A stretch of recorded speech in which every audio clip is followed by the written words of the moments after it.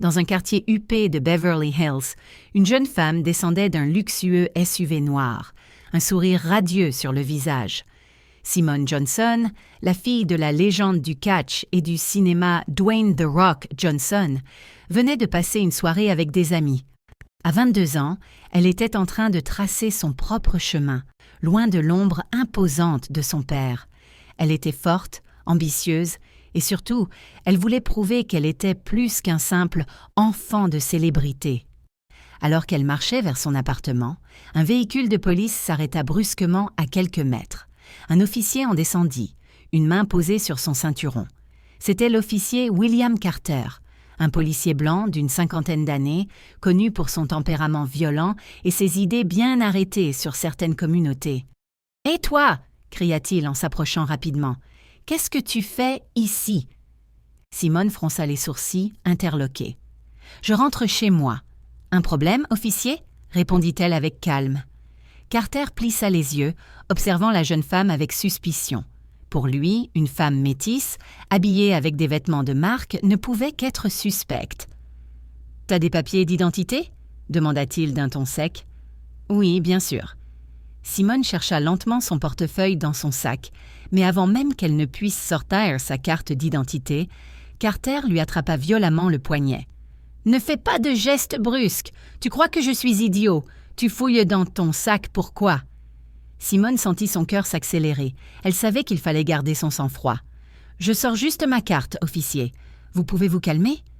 Mais Carter n'écoutait pas. Dans son esprit, il voyait une menace. Il la tira brutalement en arrière et, sans prévenir, la frappa au visage. La douleur explosa dans la tête de Simone. Elle tomba au sol, sonnée, une coupure ouverte sur sa lèvre. Elle sentit le goût métallique du sang envahir sa bouche. « Reste au sol !» hurla Carter. « Elle n'a rien fait !» cria une femme. « C'est de la folie !» lança un homme en appelant les secours. Mais Carter ne semblait pas s'en soucier.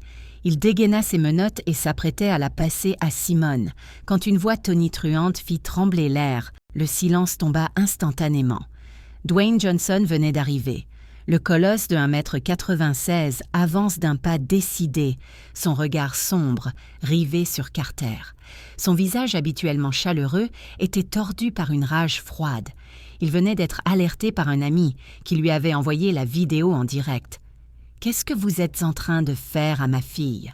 gronda-t-il, sa voix grave résonnant comme un tonnerre. Carter, déstabilisé, recula légèrement. « Elle ne coopérait pas.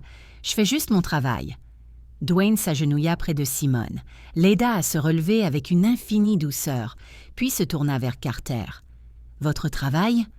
Il serra la mâchoire. « Votre travail, c'est de protéger les citoyens, pas de les brutaliser sans raison. » Carter tenta de justifier son acte, mais la foule n'était pas dupe. Les vidéos circulaient déjà sur les réseaux sociaux. En quelques minutes, l'affaire devenait virale. Des sirènes retentirent au loin. La police des polices arriva sur place, accompagnée de plusieurs journalistes.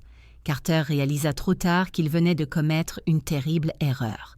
L'affaire fit la une des journaux dès le lendemain. Un policier frappe la fille de The Rock sans raison apparente. L'opinion publique s'enflamma. Les réseaux sociaux exigeaient justice.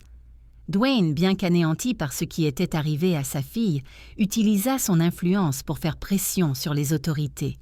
Il ne voulait pas juste une sanction contre Carter, mais un véritable changement dans les pratiques policières.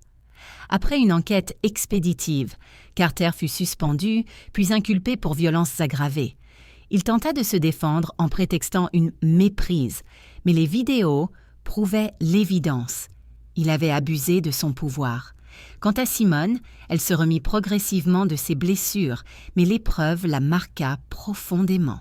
« Papa, je veux me battre, pas avec mes poings, mais avec ma voix. » Dwayne la regarda avec fierté. « Alors je serai toujours derrière toi. » Et ainsi, de cet événement tragique naquit une nouvelle force.